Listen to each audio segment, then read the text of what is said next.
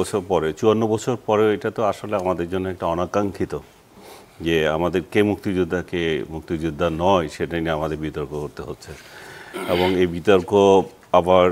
এটা কি অনাকাঙ্ক্ষিত যদিও হয় আবার বর্তমান সময়ের জন্য আমি মনে করি যে কাঙ্ক্ষিত কারণ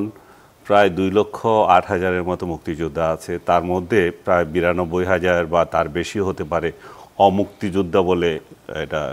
বলা হচ্ছে এই বলা হওয়াতে কি হচ্ছে একদিক দিয়ে তারা রাষ্ট্রের টাকা নিচ্ছে আরেক দিক দিয়ে যারা প্রকৃত মুক্তিযোদ্ধা তারা অসম্মানিত হচ্ছে এইভাবে যে মুক্তিযুদ্ধ বিরোধী সরাসরি বললে রাজাকারের ছেলেরা এদেরকে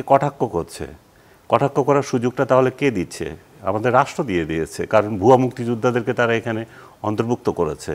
আজকে এখন আপনি যে রিপোর্ট দেখালেন সেখানে আমরা দেখলাম যে উপদেষ্টা সাহেব বলছেন যে ইনডেমনিটি দেবেন আমি ইনডেমনিটি কেন যেগুলো ভুয়া মুক্তিযুদ্ধের সার্টিফিকেট দিয়ে চাকরি করেছে এগুলো তো সাজা দিতে হবে ইনডেমনিটি তো শুধু না আমি এই মুক্তিযুদ্ধ উপদেষ্টাকে ধন্যবাদ জানাই যে উনি দায়িত্ব নেওয়ার পরই এই প্রথমবারের মতো বললেন যে আমরা ভুয়া মুক্তিযুদ্ধ আগে মানে ওনার প্রথম কাজ ছিল যে আমি ভুয়া মুক্তিযুদ্ধ চিহ্নিত করবো এবং তাদেরকে বাদ দেব সেটা একটা মাইল ফলক আমি মনে করি এবং আমি সরকারকেও ধন্যবাদ জানাই যে